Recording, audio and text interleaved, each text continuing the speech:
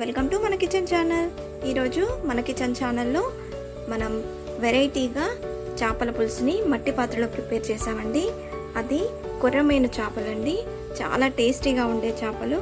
నేను చెప్పిన ఈ ప్రాసెస్లో కనుక చేసినట్లయితే ఎంతో టేస్టీ మన మట్టి సువాసనతోటి చాలా టేస్టీగా ఉండే కొర్రమీను చేపల పులుసు రెడీ అయిపోతుందండి.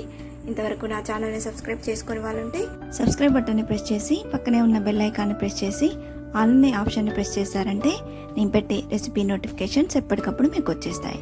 అలాగే లైక్ చేయండి, షేర్ చేయండి, కామెంట్ చేయండి.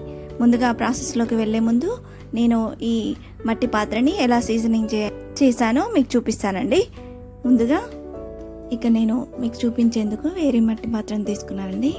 ఇప్పుడు దీన్ని ముందుగా ఒక టబ్లో వేసేసుకొని దీంట్లోకి మనం బియ్యం కడిగి వార్చుకున్న నీళ్ళు ఉంటాయి కదండి, బియ్యం కడుక్కున్న వాటర్ని దీన్ని నిండుగా పోసేస్తున్నాను. ముందుగా ఈ పాత్ర నిండుగానే పోసేస్తున్నానండి. పాత్ర ఉన్నంత వరకే పోసేస్తున్నాను నేను.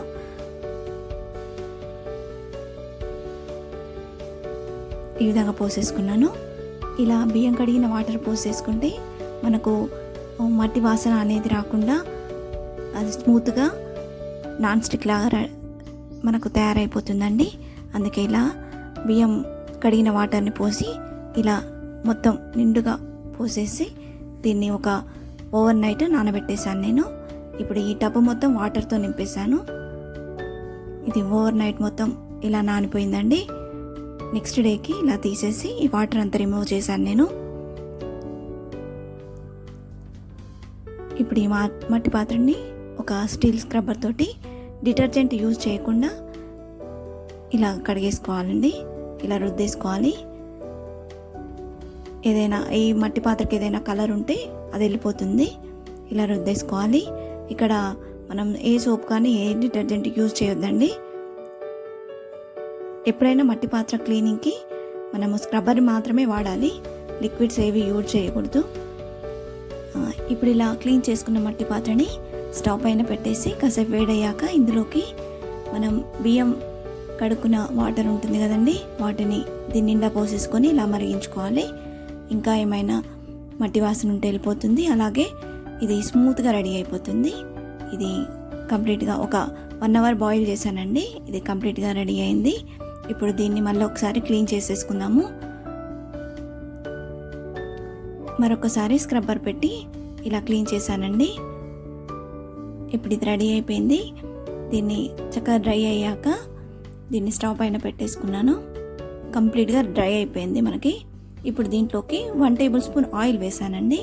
కోకోనట్ ఆయిల్ అయినా వేసుకోవచ్చు, లేదంటే మన రెగ్యులర్ ఆయిల్ ఉంటుంది కదండి, అదికైనా వేసి కంప్లీట్గా అప్లై చేసి ఒక 1 డే మొత్తం పక్కన పెట్టేశానండి.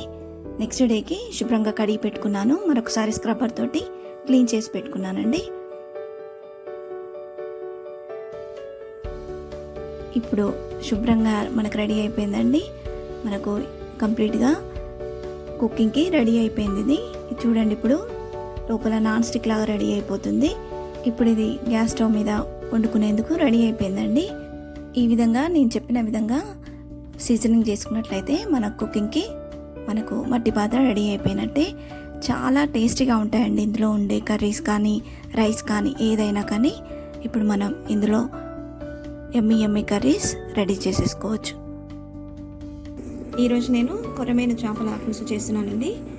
ఇది చాలా ప్రత్యేకమైంది, చాలా బాగుంటుందండి. ఇది ఫిష్ చాలా గట్టిగా ఉంటుంది. ఈరోజు నేను అమ్మమ్మ వాళ్ళు చేసే స్టైల్లో అటికలో చేస్తున్నాను. దీంట్లోకి 1 tablespoon oil, 1 tablespoon పసుపు,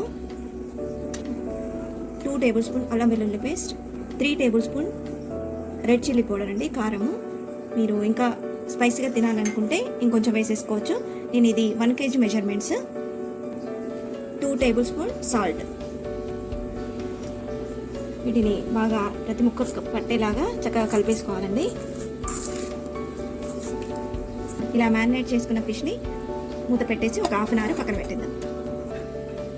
మన మసాలాకి ఇక్కడ నేను 1 టేబుల్ స్పూన్ జీలకర్ర, 1/2 టేబుల్ స్పూన్ మెంతులు, ఒక చిన్న దాల్చిన చెక్క, మిరియాలు, 1/2 టేబుల్ స్పూన్ మిరియాలు, 1/2 టేబుల్ స్పూన్ లవంగాలు తీసుకున్నాను. ఇప్పుడు వీటన్నిటిని డ్రై రోస్ట్ చేసేసుకున్నాము. వీటిని లైట్గా ఫ్రై చేసుకోవాలండి. ఇప్పుడు స్టవ్ ఆఫ్ చేసుకుంటున్నాను. ఇవి కంప్లీట్గా చల్లారాక మిక్సీ పట్టుకొని పౌడర్లా ప్రిపేర్ చేసుకుందాము. ఎప్పుడు చేసే చేపల పులుసులా కాకుండా ఈరోజు వెరైటీగా అమ్మమ్మ వాళ్ళ స్టైల్లో ఇలాంటి మట్టి పాత్రలో చేద్దామని అనుకున్నానండి. ఈ మట్టి పాత్ర నేను సీజనింగ్ చేసుకున్నాను. ఇప్పుడు దీన్ని స్టవ్ పైన పెట్టేసుకున్నాను. ఇది వేడెక్కింది. ఇందులోకి నేను 3 టేబుల్ స్పూన్ ఆయిల్ వేస్తున్నాను. ఆయిల్ హీట్ ఎక్కిందండి. ఇప్పుడు ఇందులోకి ఆనియన్ని, పెద్ద సైజ్ ఆనియన్ని సన్నగా కట్ చేసి పెట్టుకున్నాను. వీటిని వేసేసుకున్నాను.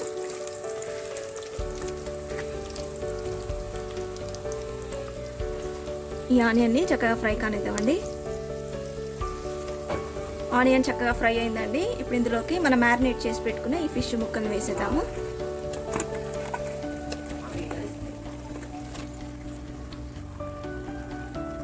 ఇప్పుడు దీన్ని గంట పెట్టి కలపొద్దండి. ఎప్పుడైనా ఫిష్ని ఇలా అనుకుంటూ కలిపేసుకోవాలి. చూడండి చక్కగా కలిసిపోయింది. ఇప్పుడు ఇలాగే స్టవ్ పైన పెట్టేసుకుందాము. వీటిని ఒక 3 మినిట్స్ మూత పెట్టేసి ఉడికించుకుందామండి. 3 మినిట్స్ అయిందండి. ఇప్పుడు మూత తీసి చూద్దాము. చూడండి మంచి ఫ్లేవర్తో చాలా మంచి స్మెల్ వస్తుంది. పీస్ కూడా చక్కగా ఉడికిపోయింది. మట్టి పాత్రలో చేసినాం కదా, చాలా మంచి స్మెల్ వస్తుందండి. వీటిని గంట పెట్టకుండా ఇలాగే తిప్పుకోవాలి.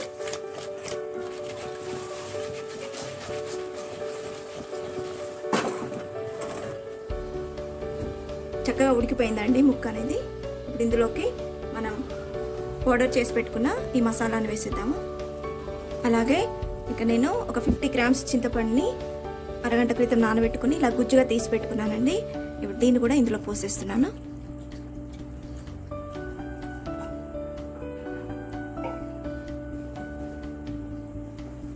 మట్టి పాత్ర కదండి, పెద్దగా ఏం కాలదు. ఇలా పట్టేసుకోవచ్చు. మనం గంట యూజ్ చేయొద్దండి. యూజ్ చేసామంటే ముక్క విరిగిపోతుంది. ఇప్పుడు ఇక్కడ మనకు సాల్ట్, కారం ఒకసారి చెక్ చేసుకోవచ్చు మనము. ఇప్పుడు దీన్ని మూత పెట్టి మరో 2 నిమిషాలు ఉడికిద్దాం. 2 మినిట్స్ అయిందండి. ఇప్పుడు మూత తీసి చూద్దాము. చూడండి మనం పోసిన పులుసుతో చక్కగా ఉడికిపోయింది. ఇప్పుడు ఇందులోకి 1 టేబుల్ స్పూన్ ధనియా పౌడర్ వేస్తున్నాను. అలాగే సన్నగా తరిగిన కొత్తిమీర.